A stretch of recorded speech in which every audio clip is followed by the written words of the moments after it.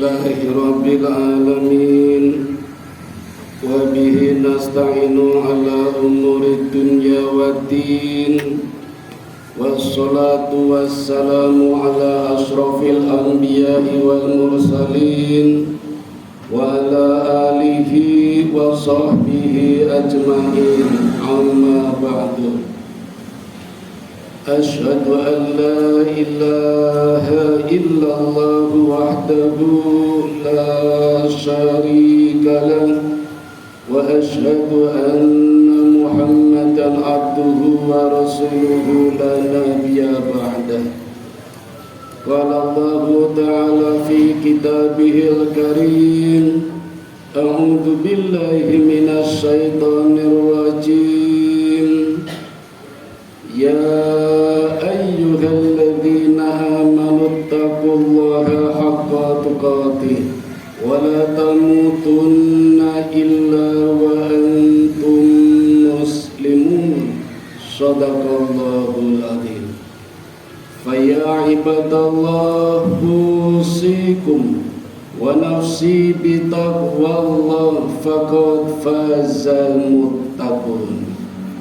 Ma'asyiral muslimin, jamaah Jumat yang dirahmati Allah, marilah di siang hari ini kita panjatkan rasa syukur kita kehadirat Allah Subhanahu wa Ta'ala yang senantiasa melimpahkan rahmat, taufik, hidayah, inayah dan berbagai kenikmatan kepada kita sekalian. Di antaranya adalah nikmat kesehatan.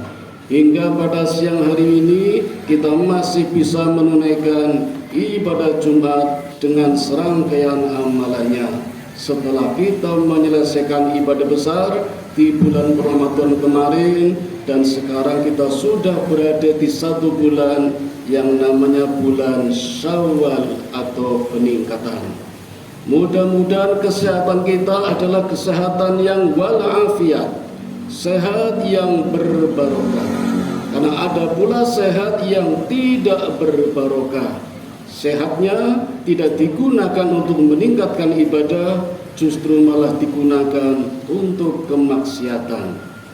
Dan peningkatan kesehatan sekaligus keberkahan kita yang Allah berikan kepada kita di bulan Syawal ini lebih meningkatkan intensitas peribadatan kita, menjadikan ibadah kita terlibat langsung dalam seremonial peribadatan, tidak hanya sekedar terlibat pada narasinya. Karena di bulan Syawal ini, terutama di daerah kita, banyak orang-orang yang melibatkan dirinya hanya sebatas pada narasi acaranya. Maka di bulan Syawal ini sering kita mendengar, bahkan melihat atau mungkin mengikuti, ada acara syawalan, ada acara halal bihalal, ada pula acara yang disebut dengan nama lebaran, yang sebenarnya ketiganya adalah berbeda, walaupun serupa tapi tak sama. Bagi orang-orang Islam yang telah menyelesaikan ibadah Ramadannya dan berusaha meningkatkan ibadahnya sesuai dengan ajaran Islami, ini yang disebut dengan nama syawalan. Tapi ada orang-orang Islam yang rupanya ingin meningkatkan ibadahnya, tetapi praktek yang dilakukannya justru terkontaminasi dengan modernisasi. Inilah yang disebut dengan halal bihalal. Dan satu lagi, ada orang-orang Islam yang ingin mempertahankan ibadahnya sesuai dengan tradisinya, maka inilah yang disebut dengan istilah lebaran. Dengan kata lain, ada orang-orang Islam yang mengikuti ajarannya Gusti Allah. Ada juga yang ingin melaksanakan beribadah Islam mengikuti ajaran penjajah. Dan ada pula yang ingin melaksanakan ibadah Islam dengan cara mengikuti ajaran simbah-simbah. Jadi ada ajaran dari Gusti Allah, ada yang menurut penjajah, ada pula yang menurut simbah-simbah. Ternyata konsepnya berbeda. Makanya di bulan Ramadan kemarin ada yang menjadikan bulan Ramadan sebagai bulan penderitaan, bulan siksaan. Betapa beratnya melakukan ibadah tengah malam, sholat tarawih, sholat witir, tadarus. Karena dimulai dari keengganan hati. Hanya ibadahnya mengikuti tradisinya simbah-simbah, banyak sambatnya. Kelihatan terlalu lama, maka begitu menjelang Idul Fitri senangnya bukan main. Dan ingin lebih berjumpa lagi dengan teman sebelumnya yang menjadi kawan sebelum bulan Ramadan. Itulah yang namanya setan. Karena selama 1 bulan setan itu dipenjara, dibelenggu oleh Allah, kangen tidak bertemu. Maka begitu puasa selesai, bertemu dengan yang namanya setan kembali seperti semula, maka bubar seluruh acara-acara, kegiatan-kegiatan yang pernah dilakukannya di bulan Ramadan. Yang biasanya selama Ramadan setelah sholat tarawih ada tadarus, sekarang hilang. Biasanya ada sholat tarawih setelah Isya, sekarang pun hilang. Karena memang tidak ada tarawih, adanya sholat tahajud sebagai penggantinya. Witir masih ada, semuanya hilang. Alasannya Ramadan sudah selesai, sudah bubar. Itulah yang namanya lebaran, yang mencoba mempertahankan ajaran-ajaran menurut simbah-simbah atau tradisi. Beda dengan Syawalan. Orang yang beridul fitri adalah orang yang sawalan, atau orang yang sawalan adalah orang yang beridul fitri. Makanya idul fitri ini sebenarnya tidak hanya dilambangkan dengan kupat ngaku lepat, tapi laku papat. Jadi ada 4 laku yang dilakukan oleh orang-orang yang bersawalan dalam rangka beridul fitri. Dan itu dapat dilakukan dalam 1 hari. Begitu Ramadan selesai, maka tradisi ajaran yang sesuai dengan sunnah Nabi ada 4 yang disebut laku papat, yaitu takbiran, zakat fitrah, sholat id, silaturahmi. Ini yang harus dilakukan ketika kita beridul fitri. Cukup 1 hari dituntaskan. Kenapa 1 hari? Namanya idul fitri. Idul Fitri adalah hari raya kecil. Kalau hari raya besar namanya Idul Adha, maka waktunya lebih lama daripada Idul Fitri, yaitu 4 hari. Tanggal 10 Zulhijjah ditambah Ayyamut Tasyrik, tanggal 11, 12, 13 Hijriah. Jadi 4 hari untuk merayakan Idul Adha, maka disebut hari raya besar. Sedangkan Idul Fitri disebut hari raya kecil karena hanya 1 hari. Begitu pula waktunya, begitu pula pengorbanannya. Kalau Idul Fitri biasanya cukup nyembelih ayam, bikin opor. Sedangkan Idul Adha lebih besar lagi, menyembelih sapi atau wedus sebagai pengorbanannya. Jadi ada perbedaan di sini. Nah, Idul Fitri kenapa 1 hari? Karena memang hari raya kecil, sehingga tidak perlu dibesar-besarkan. Yang harus dibesarkan mestinya adalah Idul Adha. Tapi seringkali kita terbalik, mengecilkan yang besar, membesarkan yang kecil. Idul Fitri itu kecil, tapi seringkali kita membesarkan anggarannya. Anggaran dihabiskan ketika Idul Fitri. Borong pakaian, borong perhiasan, kalau perlu HP ganti, rumah dicat, dan macam-macam sampai habis jutaan anggaran untuk Idul Fitri yang hari raya kecil. Terbalik, mestinya Idul Adha hari raya besar yang anggarannya diperbesar, tidak digunakan untuk Idul Fitri. Kenapa? Karena ketika Idul Adha Allah punya gawe yang sangat besar. Untuk orang-orang yang kaya Allah undang untuk ibadah haji yang dananya cukup besar, sekarang minimal 40 juta. Bagi yang kurang mampu, Allah juga mengundang kepada kita untuk menjadi sohibul kurban. Ini sunnah, artinya aturan yang harus dilaksanakan ketika mampu dan seharusnya mampu. Kalau kita bandingkan dengan Idul Fitri yang kadang dibesar-besarkan anggarannya, mestinya mampu pula ketika di Idul Adha. Sekiranya dananya terbatas, alihkan ke Idul Adha bukan Idul Fitri. Sehingga jangan sampai ketika Idul Fitri anggarannya habis, kemudian ketika Idul Adha kita tidak bisa menjadi sohibul, karena seringkali terbalik. Bolehlah jadi panitia, tapi kapan menjadi sohibul? Jadi seringkali kita berlaku terbalik. Apalagi kadang ada acara-acara, ada duwe gawe yang sebenarnya tidak disunahkan dengan acara-acaranya. Entah duwe gawe apa namanya.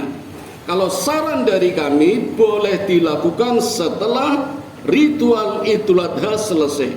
Karena ini Idul Adha Allah yang punya gawe, menghormati, tidak menyalahi, menyaingi gawenya Gusti Allah ketika Idul Adha.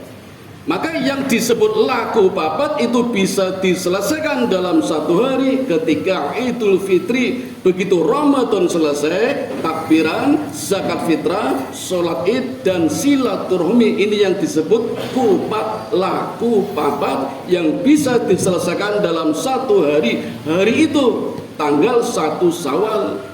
Maka orang yang sawalan, orang yang beridul fitri, itu hari rayanya hanya satu hari. Dan hari keduanya sudah mulai puasa sunnah 6 hari sawalan. Memang boleh di hari-hari akhir, yang penting masih di bulan Syawal. Memang boleh berlomba-lomba tidak urutan, tapi sunnahnya berurutan dimulai dari tanggal 2.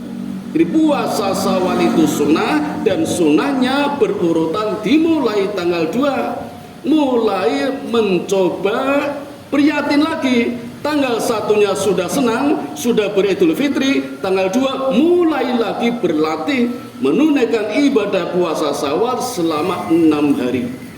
Kata Nabi, barang siapa menunaikan puasa Ramadan ditambah 6 hari puasa Syawal, maka seperti ibadah selama 1 tahun. Kenapa bisa demikian? Ayatnya, man jaa bil hasanati falahu asru amsaluha. Barang siapa berbuat 1 kebaikan, maka Allah lipatkan 10 kalinya. Bulan Ramadan 30 hari. Kalau kita kalikan 10, 300 hari. 1 tahun 360 hari. 300-nya Ramadan, yang 60 adalah 6 kali 10, 6-nya Syawal, 6 kali 10, 60. Maka ketika kita puasa Ramadan ditambah 6 Syawal, pas 360 hari, seperti puasa selama 1 tahun.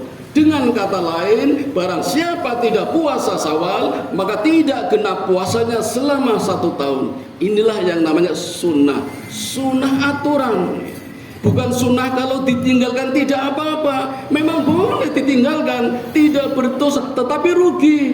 Maka normatifnya sunnah adalah ajaran. Ini sunnah Nabi. Dan inilah orang yang sawalan. Begitu hari kedua mulai puasa Syawal selama 6 hari. 2, 3, 4, 5, 6, 7. Maka tanggal 8 Syawalan barulah berhari raya lagi. Yang kalau menurut tradisi di berbagai wilayah di Jawa Tengah, misalnya memberikan nama dengan acara Dukder. Dan disitulah mulai berkunjung para santri kepada ustadznya, pada kiainya, murid kepada gurunya. Dan gurunya senang sekali ketika muridnya mengalami peningkatan ibadah. Kiainya merasa senang sekali ketika santrinya melihat mengalami peningkatan ibadah. Maka secara tradisi pula kadang kiai atau guru memberikan suguhan kepada tamu yang datang dengan suguhan yang namanya kupat, lontong, lepet, atau santen. Yang zaman dulu ini sebagai lambang memberikan pelajaran kepada kita kalau kupat adalah selain ngaku lepat juga laku papat. Lontong, apa itu lontong? Olone kotong. Karena Allah sudah menuntaskan Ramadannya, meningkatkan amalannya, maka olonya, alanya, keburukannya tidak ada. Itulah yang namanya lontong, olone kotong. Kemudian lepet, apa itu lepet? Kalau ada salah disilap sing rapet, tidak diumbar. Karena mengumbar kesalahan orang lain, terutama sesama muslim, sama saja memakan bangkai saudaranya sendiri. Ini perlu disilap sing rapet, lambangnya lepet. kupat, lontong, kadang ada santen. Apa itu santen? Yang salah nyuwun pangapunten. Ada tradisi saling memaafkan. Jadi kalau kita melibatkan diri secara seremonial di dalam acara sawalan yang secara langsung meningkatkan ibadah kita, itulah yang disebut dengan takwa. Maka kalau kita bisa mencapai derajat itu, pas Allah membayar sesuai dengan janjinya yang ada di dalam surat Al-Baqarah, surat yang kedua ayat 183. Ya ayyuhalladzina amanu kutiba alaikumusiyam kama kutiba alal ladzina min qablikum la'allakum tattaqun. Wahai orang-orang yang beriman, diwajibkan atasmu berpuasa. Di sini kalimatnya berpuasa, tetapi yang kita lakukan ada sholat tarawih, ada sholat witir, ada tadarusan, ada takjilan, kuliah subuh, kuliah tarawih dan macam-macam. Itu artinya ternyata ibadah puasa mampu menarik ibadah-ibadah yang lain. Ini luar biasanya puasa, seperti magnet. Ketika bulan puasa orang jadi rajin tadarus, jadi rajin bersedekah, jadi rajin sholat. Coba di luar bulan puasa. Tidak hanya itu, bulan puasa mampu menghalau, mampu mengusir perbuatan-perbuatan maksiat. Orang ketika puasa praktis otomatis enggan ngerasani orang lain, enggan ghibah, enggan namimah, enggan membicarakan kejelekan orang lain, bermaksiat pun mulai enggan. Itu manfaatnya ibadah puasa. Maka dengan kata puasa Allah tuliskan sebagaimana umat-umat sebelum kamu agar kamu menjadi takwa. Maka kalau kita menunaikan ajaran-ajaran tadi, takwa yang Allah janjikan sebenarnya sudah kita peroleh. Tinggal tingkatan takwa yang mana. Karena di dalam Al-Quran Allah menyebut takwa sejumlah 259 kali. Kalau Allah menyebut kata takwa 259 kali, berarti takwa ada 259 tingkatan. Entah kita berada pada tingkatan yang mana, setiap Jumat khotib selalu mengajak, mari kita tingkatkan takwa kita agar meningkat. Entah sampai tingkatan yang berapa, karena Quran menyebutkan 259 kali kalimat takwa, sehingga ada 259 tingkatan takwa. Dan mudah-mudahan takwa kita semakin meningkat setiap tahun, bahkan setiap pekan. Amin ya rabbal alamin. Wa qur rabbirfir warham wa anta khairur rahimin.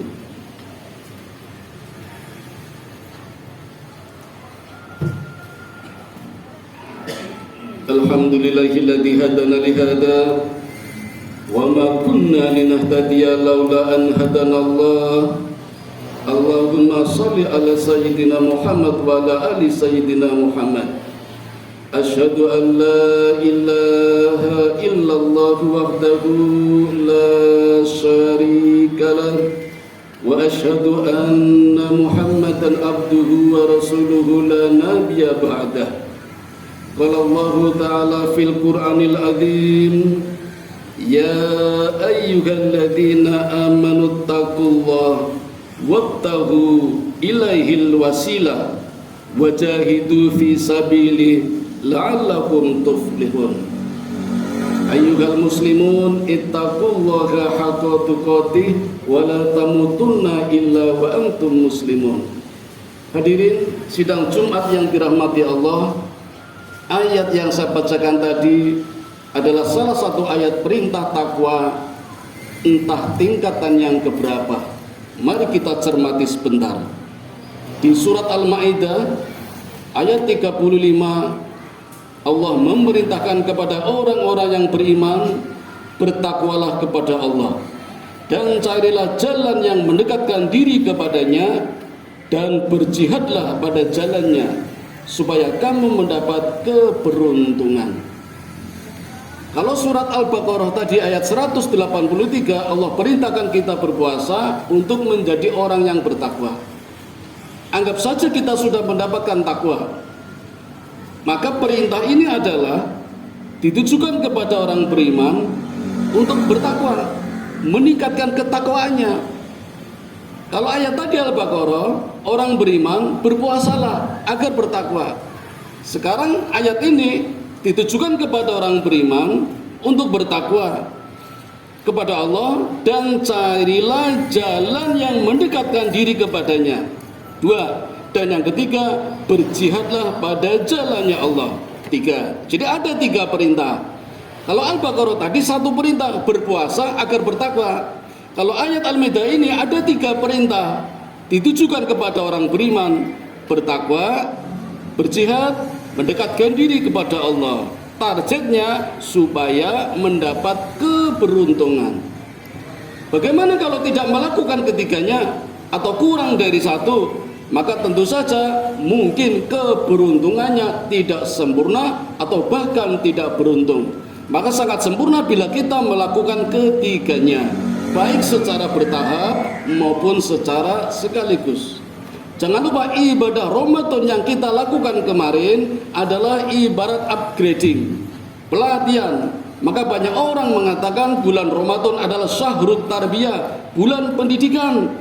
Setelah kita diklat, setelah kita ada di bulan pendidikan, keluar dari Ramadan, tanggung jawab besar sudah ada di hadapan kita, yaitu 11 bulan ke depan dengan bekal yang ada pada diri kita.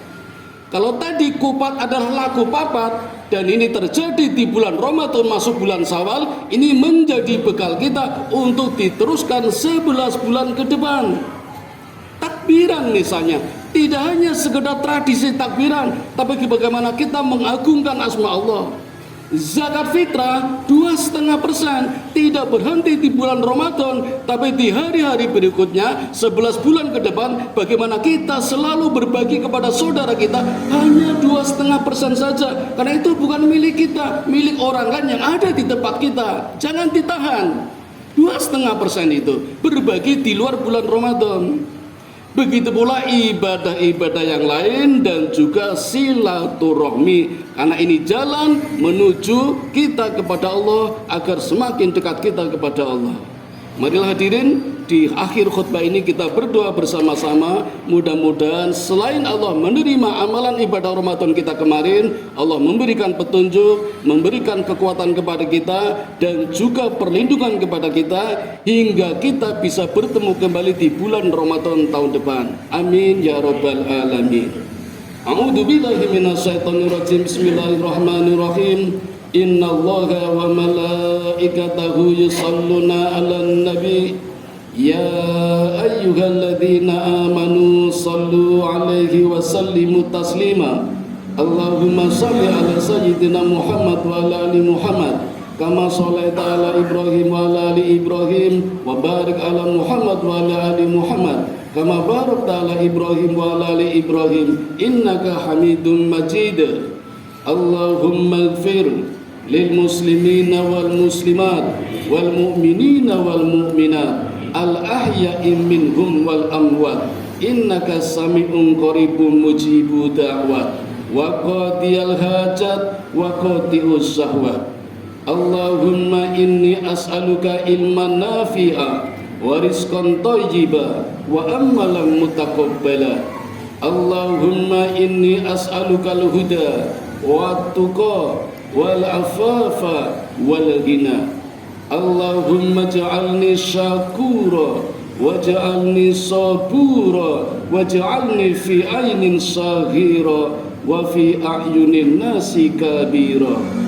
Rabbana dhalamna anfusana wa illam taghfir lana wa tarhamna lanakunanna minal khasirin. Rabbana atina fid dunya hasanah wa fil akhirati hasanah wa qina adzabannar. Wa sallallahu ala sayyidina Muhammadin wa ala alihi wa sahbihi ajmain. Subhana rabbika rabbil izzati amma yasifun wa salamun alal mursalin walhamdulillahi rabbil alamin. Wa la dzikrullahi akbar. Aqimis shalah.